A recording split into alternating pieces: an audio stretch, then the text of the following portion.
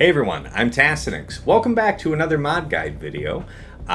We've been working our way through the Cere Junda unaligned Force user team. I've already covered what I consider to be like the core four of the five-man team. That's Cere Junda, Ahsoka Tano Fulcrum, Terran Malicos, and the original Cal Kestis. So who to use as your fifth member? You might want a tank, and as a tank, you could probably not do better than Kylo Ren Unmasked, but there's also a use case for his lesser brother, Kylo Ren. And of course, you could also use Ninth Sister, being an Ufu. She could be a tank in this team, but we'll cover her in a separate video since she's also Inquisitorious and should, have that part of her kit covered in proper detail. So yeah, Kylo Ren Unmasked and Kylo. You'll see that I will use Kylo Ren without OG Kylo, but never OG Kylo without Kylo Ren. And we'll cover more about that in a moment. Since we've been doing this within the context of the Cere Junda leadership, we'll cover that. Of course, you could run Kylo Ren Unmasked under his own leadership, under Supreme Leader Kylo Ren. Fortunately, in any of these applications, his mods are probably going to be the same, so you should be good any which way. Let's go ahead and talk about Cere Junda's leadership real quick as a reminder. Again, the link to her video will be in the description here, so if you want to get details on all this, I do break it down in full over there. So the Cere lead highlights: if all allies are dark side or light side Ufu at the start of battle, they have plus 40% max health and protection, prod up 50% and tenacity up for 2 turns. Until the first ally on your team takes their first turn, you stack 5% crit chance, crit damage, and offense per each enemy turn taken, and that bonus is increased to 15% with the Grand Arena Omicron. Alright, so in 5 vs 5, if the entire enemy team laps you at battle start, that's 75% crit chance, crit damage, and offense gained for everybody on the team. Incredible, right? So that's why, in general, you're modding most of the folks on this team pretty slow, because we want to gain that benefit. While Ufu allies have accuracy up, they have 50% crit damage. This is handed out by Cere Junda's basic to the whole team, so that's pretty easy. Other Ufu allies gain 5% turn meter when another ally takes damage from an enemy. So this is how, despite being modded pretty slow, your team's able to take a competitive number of turns over the course of the fight because of this turn meter getting passed around to the allies.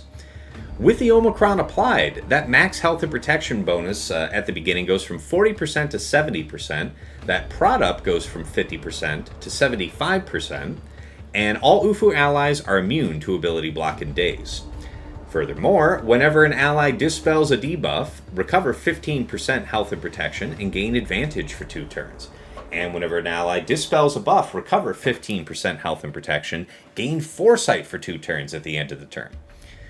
So, what does this mean in terms of Kylo and crew? It means that in terms of survivability, we should be looking to maximize those gains. These guys are going to be able to generally use their abilities in the sense that they can't be ability blocked. Turn meter gains will happen because they're immune to daze, even though they could still technically be shocked. But the big takeaways are about survivability for the most part, in my opinion. All right, let's go ahead and jump right into Kylo Ren Unmasked Kit. So again, crew. And we'll cover his leadership last since it's the least used of his skills, I think. But let's start with his unique, probably one of the better tank uniques in the game, if not the best. Scarred. When Kylo takes damage, he recovers 8% health, and a random First Order ally who doesn't have it gains advantage for 2 turns. Kylo has plus 50% counter chance, doubled while he has taunt. Kylo takes reduced damage from percent health damage effects and gains taunt for 1 turn at the start of each encounter. So, wow, it doesn't look like a lot, but it's quite a bit here. So he's got the reduced damage effect that Galactic Legends have, or like Malak has. Like, if you try and do some max health damage effect, if you put dots on him or whatever, he just doesn't care. A pre-taunt is extremely rare. There's only a few pre-taunting tanks in the game, so that's awesome. And furthermore, you can see why we kind of have an incentive, a double incentive really, to mod him for health, especially under Cere Junda's lead, right? she's handing out this big percentage gain of max health and protection, and he says here he's recovering 8% health whenever he takes damage from anything at all. So, you know, if you have a decent amount of health on him, you absolutely can see it where somebody hits him and he recovers. He ends that turn with higher health than where he started, because you're able to mitigate so much damage, and then that 8% ends up being more than what you mitigated in some cases. It's crazy. This is an amazing passive, and it is not to be underestimated. All right, his basic, Aggressive Strike. Deal physical damage to target enemy and inflict tenacity down for 2 turns. If the target was already debuffed, and it is Kylo's turn, he gains taunt for 1 turn. So he's always able to refresh his taunt for 1 turn by striking somebody who's already debuffed. But if you, if you're paying attention to it, if you have the mind to it in the fight, that tenacity down that he can just apply is incredible. It's clutch in a number of matchups because of the unique on KRU and this basic and his next skill that we'll cover. He's really one of the best plug-and-play tanks in the game, so he can be used almost anywhere. But think of the number of opportunities you have where you have a team that inflicts debuffs, and gosh, you know, the fight goes really poorly if I don't actually land said debuff. Well, your man KRU has your back. All right, he's gonna take care of that with tenacity down. All right. His first special, Halt. Dispel all buffs on target enemy and stun them for 2 turns. Kylo recovers 10% health and gains taunt for 1 turn. This attack can't be evaded or resisted. Again, this speaks to... So these 3 skills that we've covered really speak to the plug and play ability of this character. This ability alone makes it so that you could put KRU on any team that you want to stop somebody from using Wampa against. Wampa stacks tenacity and ends up being able to overwhelm its opponents, right? This doesn't care. You know, Wampa does damage over time. He doesn't care about that. Wampa does debuffs. He doesn't care about that. Wampa does damage. He's going to heal off that. Wampa, laughs in the face of all debuffs. How about an unresistible stun for 2 turns? And then while you're busy being stunned, I hit you with basic, apply tenacity down, and my allies just run roughshod over you. So, incredible 3 ability kit right there, right? His next special is Focused Rage. Deal physical damage to target enemy and recover health equal to the damage dealt. If the target is stunned, deal double damage. So as a tank, we won't be modding him for a lot of damage, but the real value of this skill is if you do have advantage and you're hitting somebody who's stunned, you can restore a decent chunk of health if you needed to. All right. Otherwise, I'm mostly finding myself wanting to use his basic whenever I'm not using Halt. Being able to apply that tenacity down at will is amazing in just about any place that you'd put it. Last, but never least, his leadership, Merciless Pursuit. First Order allies have plus 40% critical damage and plus 30 speed. When a First Order ally scores a critical hit, they gain 20% turn meter. When a First Order ally gains a status effect, they recover 5% health and protection. So it's an older lead, but it checks out. It can still be used. If you're at a earlier or mid-game level of play, I would say that this ability is really good. I gotta skip the end of this track where it does this beeping thing. All right. The other thing that's interesting about this leadership is some people will occasionally use this lead with Supreme Leader Kylo Ren under him, because Supreme Leader Kylo Ren's going to critically strike on almost anything he does, and if he does his swipe in 5 vs 5, it hits 5 targets and crits all 5, then he's gaining 20% turn meter per each, 100% turn meter. Slacker's able to take multiple turns in a row, kind of a thing. Now, he does lose percent max health and protection, I think, when he's gaining turn meter. So I'm not saying this is a great idea. I'm not saying it's something you're going to see me doing a whole lot. I'm saying that in the modern game, this doesn't get used a whole lot, but there's still the occasional corner case where you might think about it. So, honorable mention. All right. Let's see here. So we've covered his kit. Let's talk about his team comps and turn order. So yeah, all these team comps again are shown in terms of their turn order here. I kind of like him third on the 5-man team. I just like him being able to, push the buffs off of somebody, off of a taunt. Terran Malicos is already ignoring taunt, so I'm not really worried about that. But he's able to shield the rest of the team very well. You've got so much protection up being offered, healing, his own healing from his unique. So intuitively, we get a sense that we want him to have armor as a tank and then a lot of health just for him to help himself and to capitalize off Seer. That said, let me pull up some mods. All right.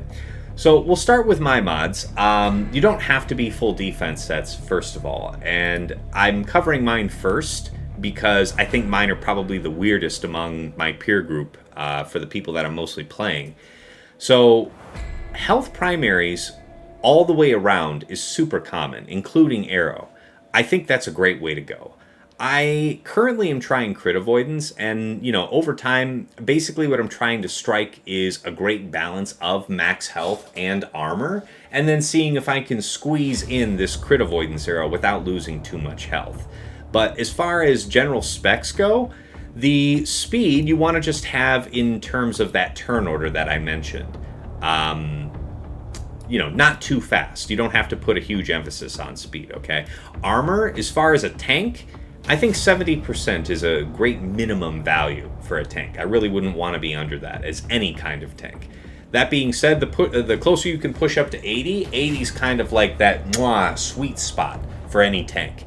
Of course, you could go above that, but diminishing returns being what they are, probably better off going for health or some other stat. And then, of course, the health total itself. This character is Relic 9, so he's about 120,000 health with the crit avoidance arrow, so not even a full emphasis on health. You're gaining something like 9,000 health just from the relics, going between Relic 7 and 9. So you can kind of extrapolate out from there, but these big health percent multipliers do crazy things as you're stacking up the relics on this guy. So he's definitely not a poor choice for Relic 9, not only just for his character, but the TIE Silencer, if you use the Finalizer fleet, this is the primary damage driver of that fleet. So he any little bit helps. If he dies, if that ship dies for any reason, the jig is up. Okay, another couple of players I wanted to quickly highlight are Aesop and Cyrus, because they have kind of more of this other mix that I was telling you about. So you can find a mix that works for you between health and defense. As long as you're hitting like that minimum 70% armor, stacking up a ton of health makes sense because of that Scarred passive, right? And that Seer Junda lead. So here he is having 161,000. Now he's got a pretty fast, crew, and I think that outside of the Seer Junda lead, this is great. Being faster for anybody is better. But in particular, this guy who has an amazing kit. There's no turn that crew gets that should go to waste, whether that's his basic or halt, for the most part. And, so this is the kind of health total you could get maybe a Relic 9 if you really focused on having the health primaries and bulking out for it. And then, of course, Cyrus is somewhere in between us both. So he has slightly more armor than Aesop at 72%, a little less speed at 281, and 145,000 health. So he's still much, much faster than mine, which suggests that his use for this character is mainly outside of Seer Junda, and that's okay. And that's why I wanted to show you at least these three kind of templates, because you have some flexibility on how you want to mod him. But in the context of being under Seer, the speed isn't particularly helpful. All right. So let's pop back up now and talk about the original Kylo Ren. So I will never use him unless I'm using crew, because this guy's capable of feeding turn meter to crew, and after that initial bonus, that stacking bonus from the enemies lapping you occurs, you kind of want crew to take more turns, so this guy is a pretty good helper. He also has very low demands modding-wise for this team, but let's go ahead and jump in on his kit. All right, his unique is Unstoppable. Whenever Kylo takes damage, he gains 50% defense stacking and 15% offense stacking for 1 turn, and has a 50% chance to reset his cooldowns. Kylo takes reduced damage from percent health damage effects and gains 10 speed for each debuff on him. Whenever Kylo uses a special ability, he gains damage over time for 2 turns. So, he is stacking this defense and offense for 1 turn. What does this mean? This means that the longer the gap between his turns, the more opportunity he has to stack these bonuses. So we can see a disincentive to put speed on him. Furthermore, taking reduced percent health damage, that's great for anybody. And then, of course, whenever he uses a special, he's gaining damage over time, meaning that when that dot ticks next turn, first he's going to take almost no damage from it because he takes reduced damage from percent health effects, but it is going to trigger this when he takes damage effect, right? The dot itself will trigger him gaining the 50% defense and 15% offense, in addition to whatever else. So if you're the enemy team and you're trying to ignore Kylo Ren and try and not stack him up, he'll help himself out with this unique. All right. His basic, Ragged Cut. Deal physical damage to target enemy with a 75% chance to inflict healing immunity for 2 turns and a 75% chance to inflict damage over time for 3 turns. This is an amazing skill. Healing immunity on a basic is fairly rare. It's very nice. All right, his first special, Lash Out. Deal physical damage to all enemies and gain retribution for 1 turn. So he's just going to be smacking people back with that basic, doing debuffs. All right. This attack can't critically hit and deals bonus damage equal to 50% of Kylo Ren's critical damage. Okay, so you could theoretically put a CD arrow on him, in which case this ability itself won't crit. Other abilities he does can crit, but then this converts it to some damage, some bonus damage besides, even though it can't crit. First order allies and allies with advantage gain 25% turn meter. So dig that. If you're a first order ally, you get 25%. If you already had advantage, you gain another 25%. Potential of 50%, right? So this would apply to himself and crew on the same team. That's the main reason he's there for me, all right? And then Outrage, his second special. Deal physical damage to target enemy, and if Kylo has full health, inflict stun for 1 turn. This attack deals 75% more damage if Kylo is below full health. Recover protection equal to the damage dealt.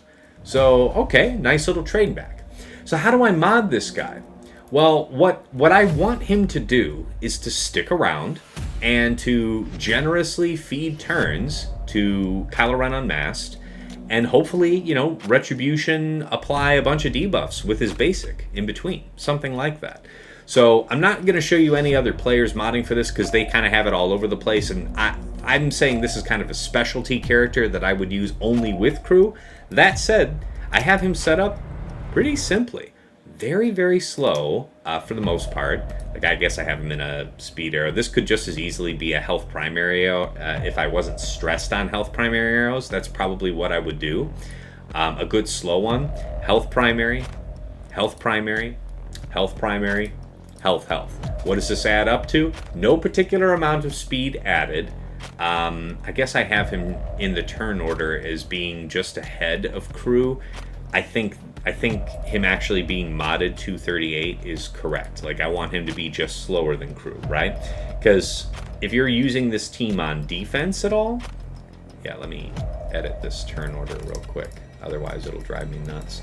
But the idea is that crew would use his taunt on his first turn, okay?